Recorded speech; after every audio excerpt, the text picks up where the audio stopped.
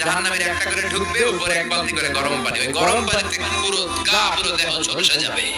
এরপরে ফেরেশতারা হাতুড়ি নিয়ে দাঁড়িয়ে থাকবে, পিটানো শুরু করবে। পিটাতে পিটাতে মাসলগুলোর হাড্ডিগুলো থেতলে যাবে।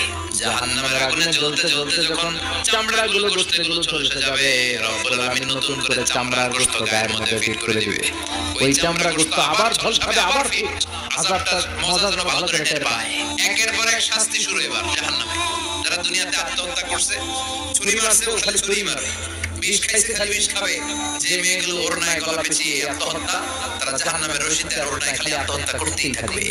যারা স্মার্টফোনের ভিতরে ইন্ডিয়ান নায়িকাদের কোমর দোলানোর ডান্স দেখেছে, অশ্লীল ভিডিও দেখেছে, জাহান্নামের গরম শীত চোখের ভেতরে ঢুকিয়ে দেওয়া হবে। যারা মিথ্যা বলতো, ওদেরকে এক লাইন জাহান্নামের ছুরি দিয়ে কুচি কুচি করে জিহ্বাটা কাটা হবে। অন্যের জমি মেরে খেয়েছে এরকম ডাকাত আছে না নাই? সাত জমিনের কাঁধে তুলে দেওয়া হবে। এবার কার গিবত করেছো, গোল খড়ি আছে না নাই?